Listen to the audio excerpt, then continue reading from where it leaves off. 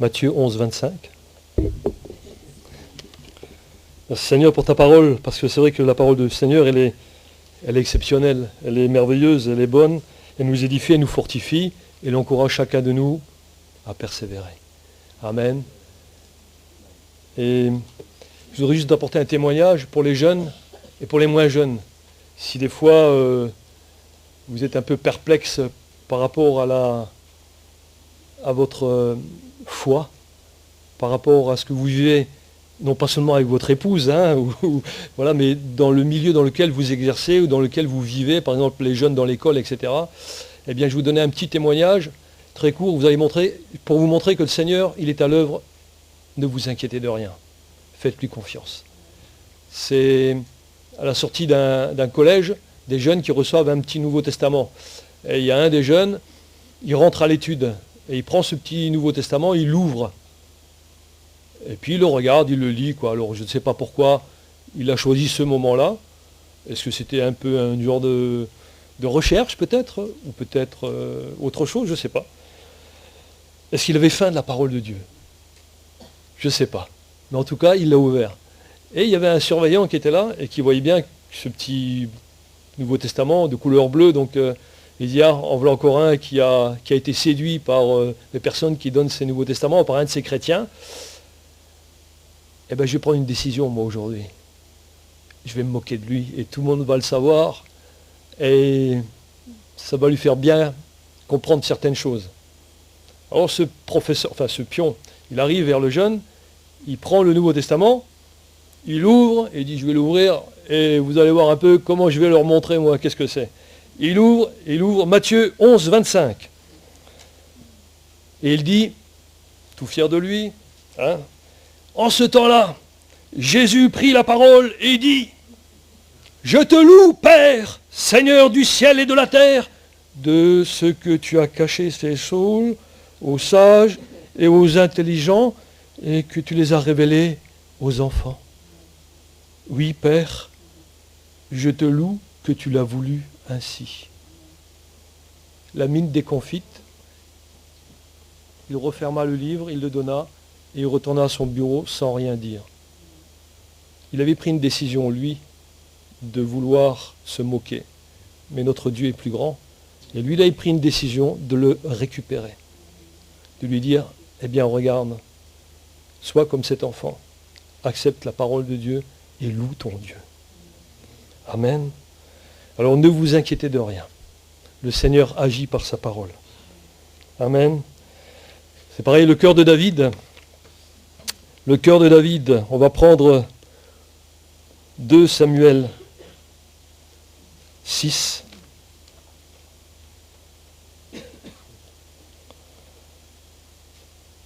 On va lire de 1 à 8. Donc c'est l'histoire de l'Arche d'Alliance que les Philistins avaient récupéré, gagné lors d'une bataille où Israël avait été défait. Et cette arche a été éloignée du peuple, et pendant un certain temps, donc le peuple, aussi bien Saül, l'ancien roi, que David, le nouveau roi, ne s'était pas trop préoccupé de l'arche d'alliance. Et soudain, David, le grand roi David, avait eu quelque chose à cœur. Il avait pris une décision, ce David. Et voilà, on peut lire David rassembla encore toute l'élite d'Israël au nombre de 30 000 hommes. Et David et tout le peuple qui était auprès de lui se mit en marche depuis Baléa à Juda pour faire monter de là l'arche de Dieu, devant laquelle est invoqué le nom de l'Éternel des armées qui réside entre les chérubins au-dessus de l'arche. Ils mirent sur un char neuf l'arche de Dieu et l'emportèrent de la maison d'Abinadab sur la colline. Uzza et Acho, fils d'Abinadab, conduisaient le char neuf. Ils l'emportèrent donc de la maison d'Abinadab sur la colline. Uzza marchait à côté de l'arche de Dieu et Ancho allait devant l'arche. David et toute la maison d'Israël jouaient devant l'Éternel de toutes sortes d'instruments de bois de cyprès, des harpes, des luttes, des tambourins, des sistres et des cymbales.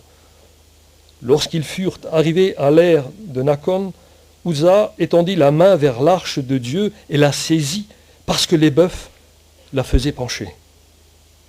La colère de l'Éternel s'enflamma contre Uza et Dieu le frappa sur place à cause de sa faute. Uza mourut là, près de l'arche de Dieu. David fut irrité de ce que l'Éternel avait frappé Uza d'un tel châtiment.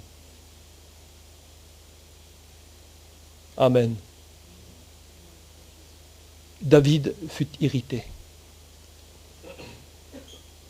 Combien sommes-nous quelquefois aussi irrités? David fut irrité. Il avait rassemblé le peuple. Il avait fait plein de choses merveilleuses pour Dieu. Et David fut irrité. Mais il fut irrité contre qui, au fait? Contre Dieu? Certains pourront le croire.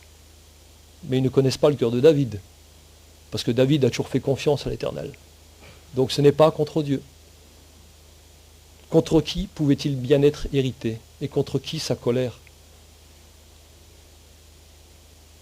était pour qui cette colère? Peut-être contre ses conseillers, parce que chacun sait qu'un roi, il a besoin de beaucoup de bons conseillers pour diriger le peuple. Ben, il n'en voulait pas à ses conseillers. David, lui, c'était un homme selon le cœur de Dieu. Et David avait toute sa confiance en Dieu. Alors, David était en colère contre lui-même. Il était en colère contre lui-même à cause de la mort de Uza que sa propre négligence, à lui le roi, avait occasionné. Elle venait de provoquer. Je t'appelle à une attention particulière, parce que si tu as un cœur pour Dieu, cette histoire va te révéler qu'il n'y a pas de place pour la négligence. Dans tes décisions, ne sois pas négligent. Alors là, on voit bien, il y a un David, selon le cœur de Dieu, qui prend soin de faire bien les choses, c'est super. Il invite le peuple à la réjouissance en utilisant toutes sortes d'instruments. Et David, qu'est-ce qu'il va faire? Il va même jusqu'à copier les Philistins en utilisant leur technique pour renvoyer l'arche. Et comme il veut plaire à Dieu, qu'est-ce qu'il fait? Il utilise un char neuf. Un char neuf, et ça, pour tout le monde, c'est acceptable. Le chrétien, lui aussi, peut être tenté quelquefois de faire comme le monde, en voulant rendre un culte à Dieu, et qui pourrait sembler être acceptable pour tous. Et ça peut même être très beau quelquefois. Mais ce qui est beau, ce n'est pas forcément ce qui plaît à Dieu. Et ce n'est pas forcément vrai. Alors, David il fait des œuvres pour Dieu. David fait selon ses propres intuitions. Il fait selon ses désirs. Il fait afin de vouloir plaire à Dieu. Alors toutes ces intentions, même si elles semblent bonnes à prime abord, eh bien, on s'aperçoit quand même qu'on abaisse Dieu à notre niveau de compréhension des choses, à notre niveau de perception. Alors que nous devrions plutôt nous interroger pour savoir si notre comportement, notre attitude, notre démarche correspond vraiment à ce que le Seigneur y demande.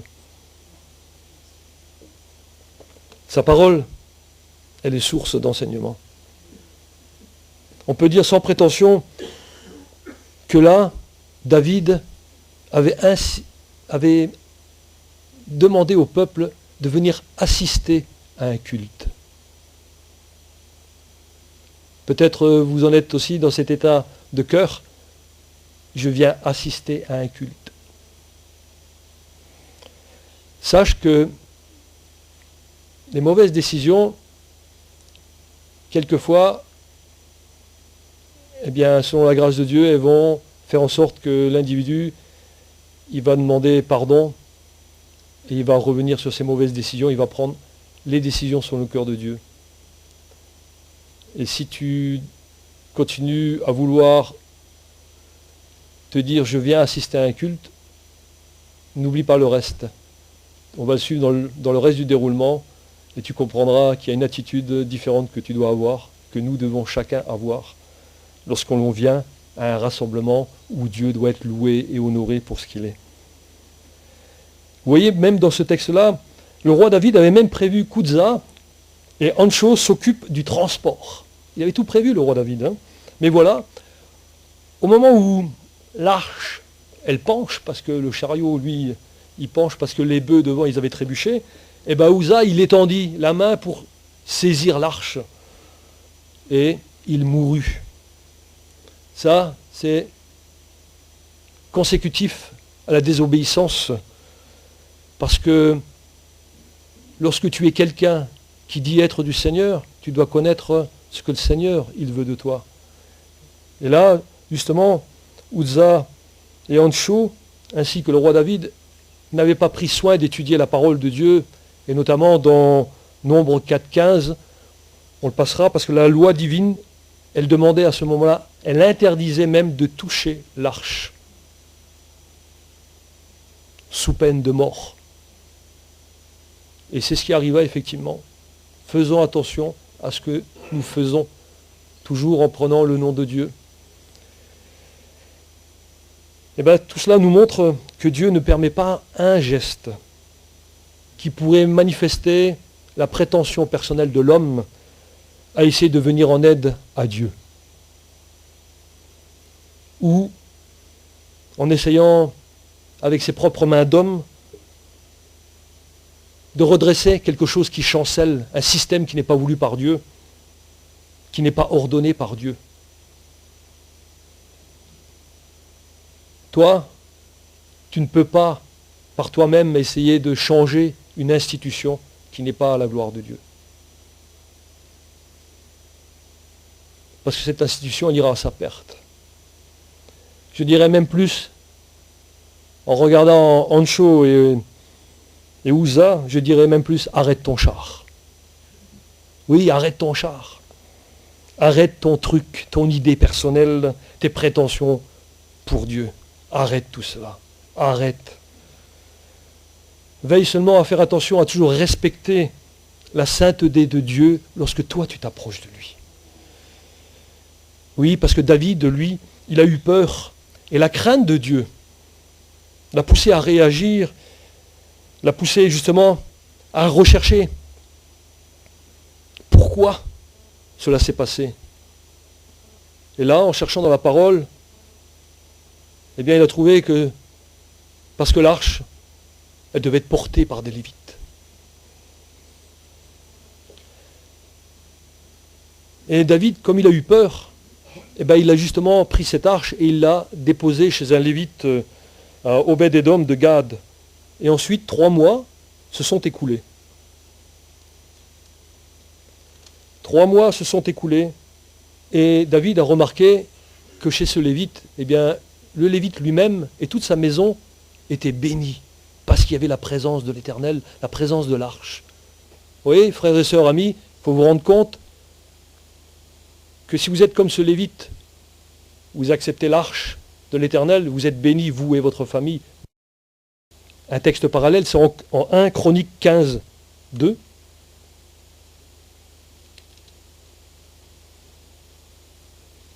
Alors David dit, l'arche de Dieu ne doit être portée que par les Lévites, car l'Éternel les a choisis pour porter l'arche de Dieu et pour en faire le service à toujours.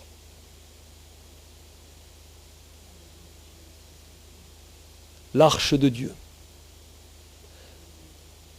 L'arche de Dieu symbolise Christ, notre Seigneur, Jésus, le roi des rois. L'arche représente Jésus, Jésus qui est venu dans notre humanité, c'est le bois, mais aussi l'or pur, c'est la gloire de Dieu. Sa justice, sa sainteté, sa sagesse, sa puissance et son amour. C'est pourquoi nous devons porter Christ dans notre vie. Et le porter d'une manière digne et non pas le faire porter par un ou des intermédiaires. Arrête ton char. C'est pas bon pour Dieu. C'est pas bon pour toi. Toi, tu dois porter Christ dans ta vie. Tu dois porter Christ dans ta vie, parce que Colossiens 1, 27 nous dit « Christ en vous, l'espérance de la gloire. » Amen. Ça, c'est merveilleux. L'espérance de la gloire. Et quand tu as l'espérance de la gloire, eh ben, je pense que tu dois être dans la reconnaissance de cette espérance de la gloire, et les paroles vont pouvoir sortir de ta bouche, tu vas pouvoir t'exprimer. Lorsque tu viens avec des frères et des sœurs, tu te réunis en assemblée pour louer ton Dieu. Dans l'arche, qu'est-ce qu'il y avait dans l'arche? Il y avait une cruche d'or. L'or, symbole de la pureté, la sagesse, la sainteté de Dieu. Et dedans, il y avait quoi? La manne. Et cette manne, c'était le témoignage des ressources permanentes de la grâce et de la fidélité de Dieu pendant toute la traversée du désert, ce qui correspond pendant toute la traversée de ta vie, à toi. Et ceci constituait une figure de Christ, le pain véritable descendu du ciel. L'homme ne vivra pas de pain seulement, mais de toute parole qui vient de la bouche du Seigneur. Ça, c'est la manne. Et si Dieu dit, n'aie aucune crainte dans ta vie, repose-toi sur l'affirmation de Dieu. Repose-toi sur la parole de Dieu qui dit la vérité, et tu ne souffriras d'aucun manque par rapport à la parole de Dieu, par rapport au pain, même dans tes besoins au quotidien. Fais confiance à ton Seigneur, obéis, sois dans cette décision que tu prends maintenant aujourd'hui de vouloir et de pouvoir rester fidèle aux enseignements que le Seigneur te donne. Amen. Et dans l'arche du témoignage, il y avait quoi? Il y avait ce rameau, cette branche, la verge d'Aaron qu'on appelle, qui avait bourgeonné. Elle avait fleuri et porté du fruit. Et les fruits, c'était des amandes. Ceci pour nous signifier que Dieu seul avait établi la sacrificature d'Aaron. C'est-à-dire Dieu seul avait précisé au peuple à ce moment-là que c'est Aaron qui était le sacrificateur. Mais cela a une incidence. Pourquoi? Parce que, étant donné que cela représente Christ, cela montre qu'il n'y a qu'un seul souverain sacrificateur pour l'éternité, c'est Jésus. Amen. Et ici, il y avait dedans les tables de la loi, mais c'était les secondes tables de la loi, parce que les premières, par désobéissance du peuple, Moïse les avait brisées, mais elles ont été réécrites et elles ont été remises dans l'arche, afin de montrer que Jésus, lui, a accompli toute la loi. Il a accompli toute la loi parfaitement. Donc, vous aurez saisi que l'arche, elle représente Jésus, le Christ, le Seigneur, notre Sauveur. Vous aurez compris que c'est notre précieux privilège de porter dans nos cœurs Christ lui-même et garder tout ce qui est de lui pour notre propre joie et aussi en témoignage devant le monde.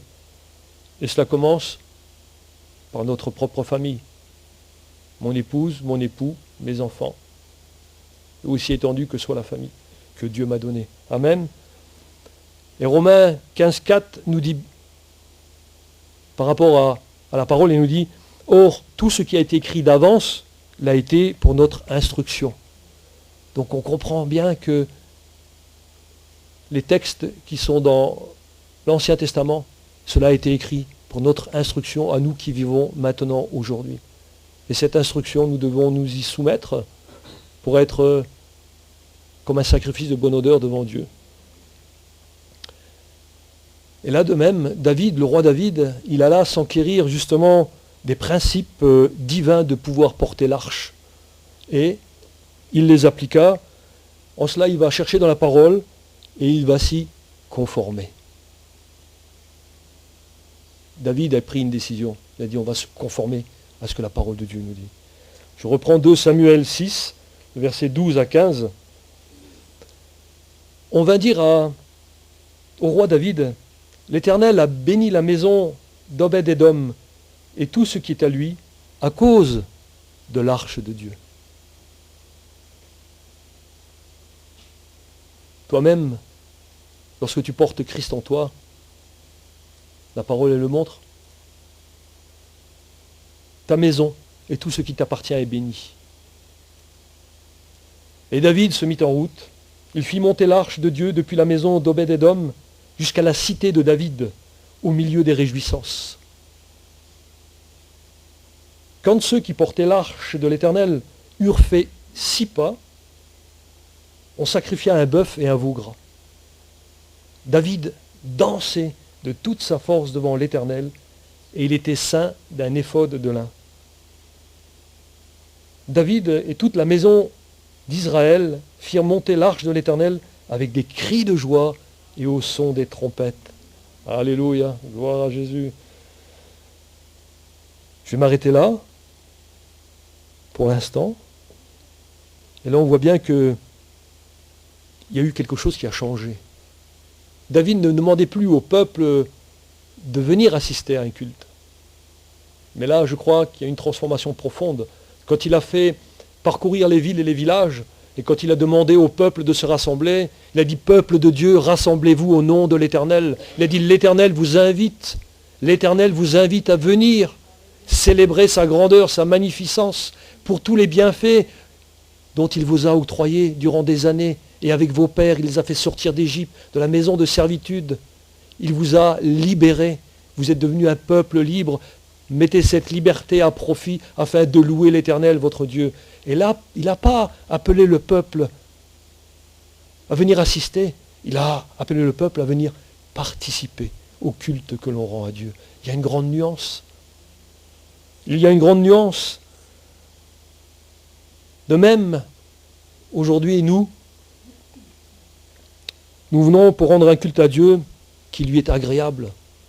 Je pense que c'est ce que vous avez eu à cœur, au moins pour certains d'entre vous, quand vous êtes venus dans cette assemblée. C'est venir rendre un culte qui soit agréable à Dieu. Non pas une routine, non pas quelque chose que je fais nonchalamment, parce que je viens, on m'a invité, c'est super, c'est bien. Non, c'est parce que tu sais qu'au fond de toi-même, Jésus, ton Sauveur, ton Seigneur, il t'a donné cette liberté pour le faire. Cette liberté, afin que ça soit une réunion qui soit empreinte de piété et de joie, mais aussi qu'il ait la crainte de Dieu en toi. La crainte de Dieu, afin qu'il y ait vraiment cet amour authentique et sincère, et qu'il y ait au plus profond de toi ce plus profond respect envers ton Dieu, envers ton Seigneur, ton Sauveur Jésus. Avec des cris de joie et au son des trompettes. C'est fini l'énumération de tous les instruments de musique qu'il y avait. Là, on dit juste au son des cris de joie et au son des trompettes. Les cris de joie, c'est les cordes vocales que tu as, que Dieu t'a données. Parce que tu es une création de Dieu, Dieu t'a donné des cordes vocales pour le louer. Et ensuite, la parole, on lui dit des trompettes. Mais là, il ne s'agit pas des trompettes au sens premier, comme vous pouvez le comprendre, mais il s'agit de chauffards, c'est-à-dire des cornes de bélier, la création de Dieu. Des cornes de bélier dans lesquelles on soufflait, auxquelles les sacrificateurs soufflaient. On appelle ça un chauffard. Ce n'est pas fait de main d'homme, c'est fait de la création. Dieu te demande avant toute chose que toi, sa création, tu le loues avec ce qui t'est donné comme possibilité, avec ta voix.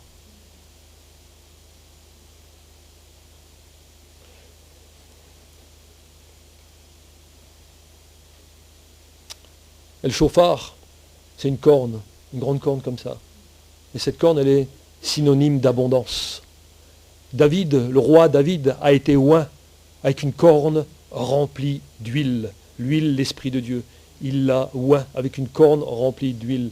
Et lorsque tu viens au Seigneur, eh bien, tu dois prendre en considération que c'est par le Saint-Esprit, par cette corne d'abondance que le Seigneur te donne, que tu peux louer ton Dieu, que tu peux louer ton Seigneur, que tu peux louer celui qui t'a amené à la vie. Amen, Seigneur, oui. Mais c'est vrai.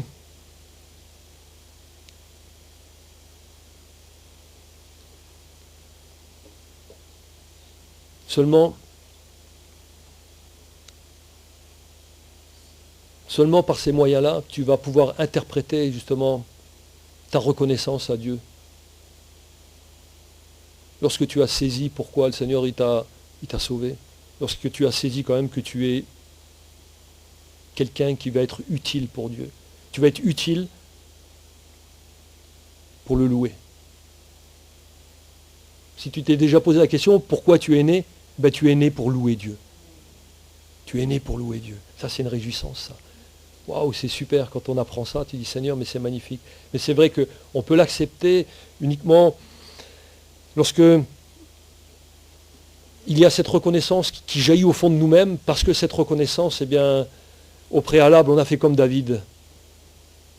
On a plié le genou, on a demandé grâce au Seigneur parce qu'on avait pris des mauvaises décisions dans notre vie, et qu'aujourd'hui, le Seigneur nous montre que notre décision, eh bien, elle doit être vraiment ancrée sur ce que le Seigneur, lui, il a déjà décidé d'avance pour chacun de nous, et que nous voudrions vraiment entrer dans ce que le Seigneur a déjà préparé pour nous. Amen. Et là, tu vas pouvoir interpréter à ce moment-là avec reconnaissance à Dieu, avec des instruments de musique. Tu vas laisser agir ce que l'Esprit du Seigneur va te donner, et tu vas voir, il y a des choses extraordinaires. Lorsqu'il y a la louange qui se fait, moi je suis toujours émerveillé quand je vois ces symphonies qui sortent des instruments de musique que le Seigneur, eh bien, il utilise par l'intermédiaire des personnes qui jouent. C'est magnifique, c'est quelque chose, mais je crois qu'à ce moment-là, il y a vraiment une authenticité. Parce qu'il y a d'abord la reconnaissance que Dieu est Dieu, que Jésus est venu pour nous sauver de nos péchés, qu'il a donné sa vie pour chacun de nous. Et là, il y a cette reconnaissance qui fait jaillir justement cette louange par la parole, cette louange par la musique. C'est quelque chose de merveilleux.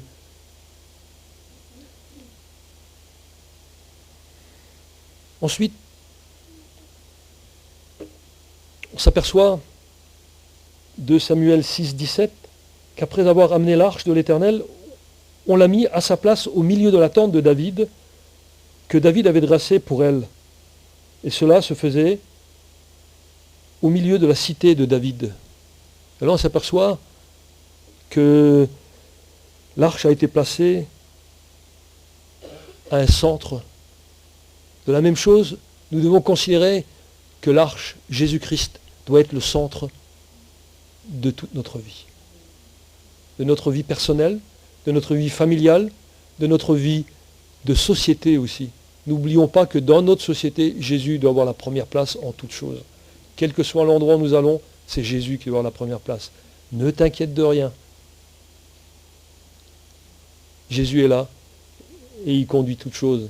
Et même s'il y a des personnes qui veulent se montrer désagréables à toi, reste dans la sagesse, reste dans la crainte de Dieu. Laisse Dieu agir dans ta vie et tu verras des choses extraordinaires. Comme au début, pour ce petit témoignage qui a été donné. Et là, lorsqu'effectivement nous mettons au milieu du peuple Jésus-Christ, eh bien il y a des transformations qui vont se faire. Parce que Christ va rayonner tout autour. Et il a besoin de toi pour rayonner. Il a besoin de chacun de nous pour rayonner. Jésus a besoin d'hommes et de femmes qui veulent le servir fidèlement. Jésus, comme nous le dit la parole, Dieu recherche des adorateurs. Il cherche des hommes et des femmes selon le cœur de Dieu qui sont au service de Dieu dans l'obéissance de sa parole. Nous pouvons méditer cela. Je vous invite à méditer cela encore. Les personnes consacrées sont les personnes dont leur vie est entièrement soumise à Dieu. Il n'y a pas de partage avec les propres désirs. Parce que ces personnes, les personnes qui sont consacrées, celles qui ont pris une décision dans leur vie de dire maintenant, je choisis la vie et non plus la mort. Je choisis la vie parce que Jésus m'a racheté de ma vaine manière de vivre et je choisis maintenant de consacrer ma vie. Ce n'est pas quelque chose de rituel, d'exubérant ou d'imaginaire. La consécration n'est pas comme les systèmes religieux le préconisent, où on va vous reconnaître par rapport à un vêtement, par rapport à un port de la barbe, des cheveux, de je ne sais trop quoi encore. Non, c'est pas ça. C'est parce que c'est ta vie qui va rendre témoignage à Jésus. Et en cela, tu verras, tu consacres ton existence à être fidèle au Seigneur. Amen. On arrive à la louange parce que porter la reconnaissance à Jésus, c'est la louange que lui offre. Mais on peut lui offrir la louange qu'après lui avoir obéi. Et c'est seulement après avoir obéi que Dieu va pouvoir recevoir de toi. C'est seulement après l'obéissance que Dieu va accepter la louange qui vient de toi. Mais si tu ne lui obéis pas, ta louange, elle passe même pas à travers le micro. Elle passe même pas à travers le plafond. Elle reste là. Elle n'a aucun effet. D'abord l'obéissance et ensuite il y a la reconnaissance et dans cette reconnaissance, il y a la louange qui vient. D'ailleurs, la louange, c'est vraiment une reconnaissance pour qui est notre Seigneur, pour qui est Dieu. C'est vrai qu'autrement, aucune de tes paroles ne seront agréables à Dieu. Et Dieu le Père, il ne peut recevoir l'adoration et la louange que par Jésus. Parce que si tu t'imagines que par ta philosophie de vie ou par ta religion, tu peux entrer en contact avec Dieu, c'est impossible. C'est que par Jésus. Alors donne ta vie à Jésus. Et tu verras, il y a des choses qui vont se transformer en toi. Prends cette décision aujourd'hui. Donne ta vie à Jésus. Donne ta vie à Jésus. Et à ce moment-là, le Père, lorsque tu vas adresser des louanges de reconnaissance, lorsque tu vas adorer, eh bien le Père, il va être satisfait. Et Jésus va se réjouir avec toi. Et Jésus va pouvoir intercéder pour toi devant le Père, afin que tu sois béni, que ta famille soit bénie, afin que tous tes proches soient bénis. Amen. Alléluia, c'est vrai. Il n'y a que par le Fils bien-aimé, le Fils de son amour, parce qu'il nous a fait rentrer dans le royaume du Fils de son amour. Notre Père, il nous a fait rentrer dans ce royaume-là. Eh bien, notre cœur doit être dans l'allégresse, parce que Jésus lui-même, il s'est donné librement, pour plaire au Père, afin que nous soyons réconciliés avec le Père. Alors vous comprenez que c'est par Jésus et en Jésus seul que nous pouvons louer l'Éternel notre Dieu. Et tu ne peux louer Dieu que parce que tu es réconcilié par Jésus. Et là, notre louange est une réponse à la grâce de Dieu. Elle est une réponse à la grâce que Dieu nous a faite. On ne mérite rien, mais Dieu a tout donné, parce qu'il a envoyé son Fils unique, afin que nous soyons rachetés.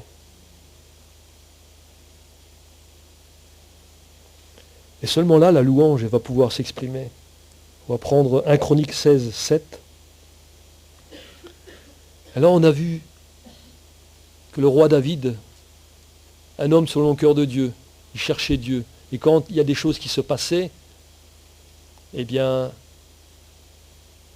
il cherchait vraiment à savoir si c'était la volonté de Dieu. Et il entrait dans cette volonté. Il prenait des décisions dans sa vie. C'était un décideur. Il décidait pour lui-même, pour sa famille, mais pour le peuple tout entier. Et David avait très bien compris, en prenant la parole, en lisant les textes, qu'il devait se conformer justement aux prescriptions de Dieu.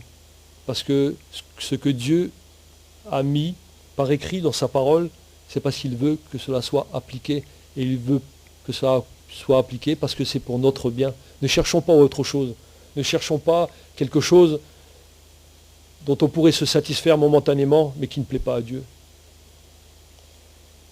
Et nous voyons là, dans 1 Chroniques 16, 7,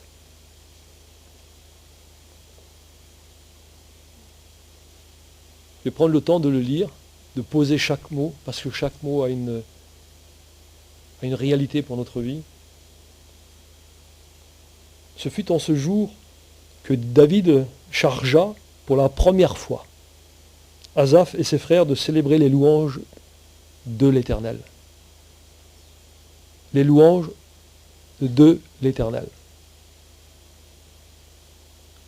Ce n'est pas les louanges à l'Éternel, c'est les louanges de l'Éternel. C'est l'Éternel qui les demande. Elles sont à lui. Toi, tu ne peux rien offrir à Dieu. Dieu t'a tout donné. Donc tu ne peux que lui redonner ce qu'il t'a donné. Amen. C'est pour ça, approche-toi de lui, parce qu'il y a beaucoup de choses que Dieu veut te donner, et il veut aussi t'entendre lui dire toutes ces choses que toi, tu lui redonnes. Amen. Les louanges de l'Éternel. Louez l'Éternel, invoquez son nom, faites connaître parmi les peuples ses hauts faits. Chantez, chantez en son honneur, parlez de toutes ses merveilles. Glorifiez-vous de son saint nom. Que le cœur de ceux qui cherchent l'Éternel se réjouisse. Ayez recours à l'Éternel et à son appui. Cherchez continuellement sa face. Quelle exhortation! Mais qu'est-ce que ça fait du bien au cœur? Parce que l'Éternel est pour nous un appui. Amen. Souvenez-vous des prodiges qu'il a fait. Et le premier prodige qu'il a fait, c'est qu'il t'a réconcilié avec Dieu. Amen. De ses miracles et des jugements de sa bouche. Race d'Israël, son serviteur. C'est le peuple de Dieu, c'est vous. Son serviteur, enfant de Jacob, ses élus. Vous êtes élus de Dieu. L'Éternel est notre Dieu. Ses jugements s'exercent sur toute la terre. Personne n'est à l'abri des jugements de Dieu. Rappelez-vous à toujours son alliance, ses promesses pour 1000 générations. Lorsque tu viens au Seigneur, 1000 générations issues de toi sont bénies. Et ici devant, je ne vois pas une centaine de personnes, je vois des centaines de milliers de personnes. Parce que jusqu'à 1000 générations, ça en fait du monde. Ici, nous regardons avec les perspectives des yeux de Dieu, parce que ce que Dieu dit, il le fait. Amen. Amen. Ça, c'est une réalité. Là, il y a des milliers de générations devant nous. Là. Seigneur, je te loue pour ces générations. Je te bénis. Amen. L'alliance que Dieu a traitée avec Abraham et le serment qu'il a fait à Isaac. Il a érigé pour Jacob en loi et pour Israël en alliance éternelle. Si tu es le peuple de Dieu, tu as l'alliance éternelle en toi. Dieu ne revient pas là-dessus. Disant, je te donnerai le pays de Canaan comme l'héritage qui vous est échu. Mais nous savons que le pays de Canaan, c'est notre patrie céleste. Ce n'est pas d'ici-bas. Comme Abraham, il a quitté sa patrie pour entrer en Canaan, mais il savait bien que Canaan, c'était que temporaire. Il le disait lui-même, je suis un étranger, un voyageur sur cette terre, parce que je vois la patrie céleste. Amen. Ils étaient alors peu nombreux, très peu nombreux et étrangers dans le pays. Ils allaient d'une nation à l'autre et d'un royaume vers un autre peuple. Mais il ne permit à personne de les opprimer. Ne crains rien. Et il châtia les rois à cause d'eux. Fais confiance à l'Éternel. Ne touchez pas à mes oints. Et ne faites pas de mal à mes prophètes. Prophète, lève-toi. Prophète, lève-toi. Au nom de Dieu, Tout-Puissant, lève-toi pour proclamer les bienfaits de Dieu. Chantez à l'Éternel, vous tous habitants de la terre. Annoncez de jour en jour son salut. Racontez parmi les nations sa gloire. Parmi tous les peuples ses merveilles. Car l'Éternel est grand et très digne de louange. Il est redoutable par-dessus tous les dieux. Car tous les dieux des peuples sont des idoles. Et l'Éternel a fait les cieux. La majesté et la splendeur sont devant sa face. La force et la joie sont dans sa demeure. Famille des peuples, rendez à l'Éternel gloire et honneur. Rendez à l'Éternel gloire pour son nom. Apportez des offrandes et venez en sa présence. Adorez l'Éternel avec de saints ornements. Tremblez devant lui, vous tous habitants de la terre. Le monde est affermi, il ne chancelle pas.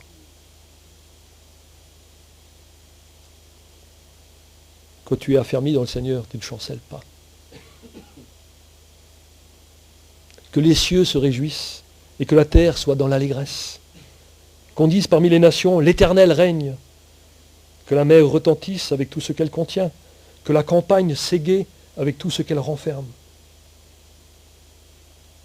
Écoutez, que les arbres des forêts poussent des cris de joie.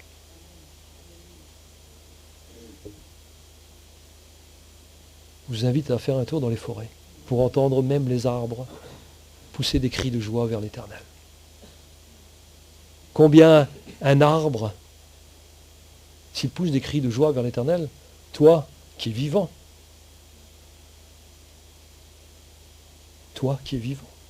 pousse des cris de joie vers l'Éternel. Amen. Oui, devant l'Éternel, car il vient pour juger la terre. Louez l'Éternel, car il est bon, car sa miséricorde dure à toujours. Dites, sauve-nous, Dieu de notre salut. Rassemble-nous et retire-nous du milieu des nations, afin que nous célébrions ton saint nom et que nous mettions notre gloire à te louer. Sauve-nous, Dieu de notre salut. Lorsque vous reviendrez pour les prochaines occasions, on parlera justement de cette situation. Sauve-nous, Dieu de notre salut, parce que Dieu vient pour nous chercher. Jésus vient sur les nuées pour venir chercher son peuple. Sois du peuple de Dieu, afin que tu puisses être enlevé, afin que nous célébrions ton saint nom, parce qu'on sera à jamais avec le Seigneur dans les cieux, et nous louerons son saint nom. Amen. Et nous mettrons toute notre fierté et notre gloire à louer Jésus. Béni soit l'Éternel, le Dieu d'Israël, d'éternité en éternité, et que tout le peuple dise Amen. Louez l'Éternel. Amen. Voilà la louange que l'Éternel a mis au cœur de David, et combien plus lorsque nous lisons cette louange, eh bien nous devons être transformés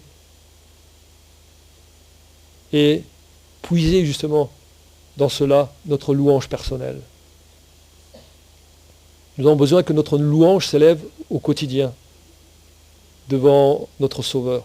Nous avons besoin que notre bouche puisse s'ouvrir pour le louer et l'adorer. Et ceci, à ce moment-là, tu ne viendras plus assister à un culte, mais tu viendras rendre un culte. C'est toute la différence.